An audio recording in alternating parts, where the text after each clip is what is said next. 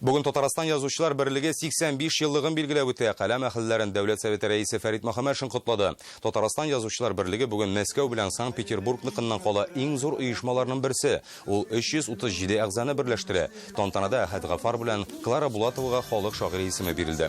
Парламентта башлыгы сүзләренчә, язучылар алдында телне саклау, татар әдәбиятын башка халыкларга да таныту бурычы тора. Язучылар берлегенең төп бурычы туган телнең сафлыгын һәм рухи мирасыбызны саклау, байыту.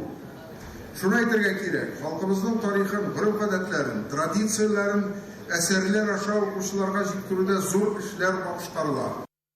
Татарстан язучылар берлеге 1934 елда оеша, әлеге оешмага татарның иң танылган иҗат әһелләре керә. Кави Нәҗми, Муса Җәлил, Гомәр Баширов, Хәсән Туфан, Туфан Миннуллин һәм башкалар. Ул традицияләрне язучылар берлеге һаманда дәвам итә.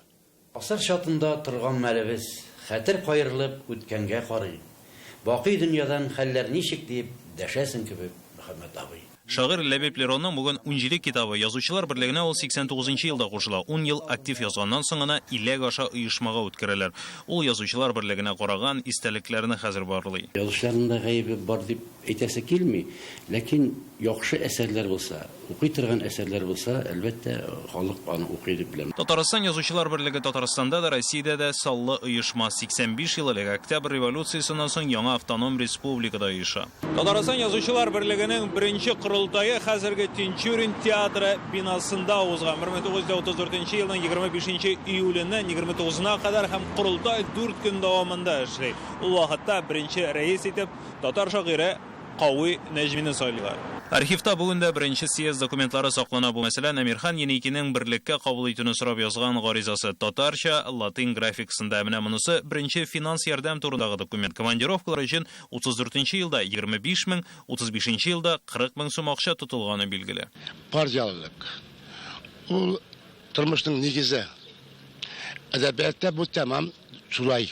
Язучылар берлеген Совет хакимияте иҗат әһелләрен контрольдә тотар өчен оештырса да, бу киресенчә милләтне дә берләштерә. 1939 елдан 42 елга кадәр берлекне Муса Җәлил җитәкли. Аннан Таҗи Гыйззәт, Гомәр Баширов, Гариф Ахунов, Туфан Миннуллин, Ринат Мөхәммәдиев кебек танылган язучылар идарә итә. Миллионлы тиражлар белән китаплар басыла. Һәрбер җыен, корылтай зур кызыксыну белән уза. Камазны бөтен ил белә. Безнең алда торган бурычыбыз, безнең әдәбиятыбызны да, үзебезнең шул төбәктәге язучыларның иҗатында бөтен ил масштабына, дөнья масштабына чыгару. Татарстан язучылар берлеге демократик оешмада. Соңгы 2 корылтайда альтернатив кандидатлар рәис итеп сайланды. Башта Рафис Корбан, соңгысында Данил Салихов. Ул бүген 337 язучы шагыйрьдән торган оешманы җитәкли. Безнең язучыларның исәбе шушыңа 337 язучыга арткан икән, күтәрелгән икән. Значит, бу инде әйтергә кирәк, татар әдәбияты эшли дигән сүз. Үзебезнең милләтебез өчен, гореф-гадәтләребез өчен эшләячәкбез һәм тынмаячакбыз.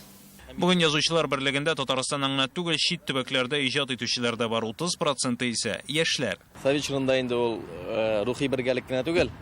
Кешегә инде китап чыгару мөмкинлеге, союзга кереп, фатир алу мөмкинлеге, матдиятны да ныгыта торган оешма булса, хәзер инде аны ул ягы төшеп калды. Хәзер ул рухи бергәлекне генә туплап тора торган оешма. Татарстан язучылар берлегенең 85 еллыгында дистәләп китап бастыру каралган. Бу дәрдемәтнең юбилей уңаеннан Мөхәммәд Мәгълиевнең 10 томлыгы, Рабит Батулла, Равил Мирхәйдәров һәм башкаларның китаплары. Ойза Шаймарданов, Ринат Сафин, Яңа Гасыр каналы.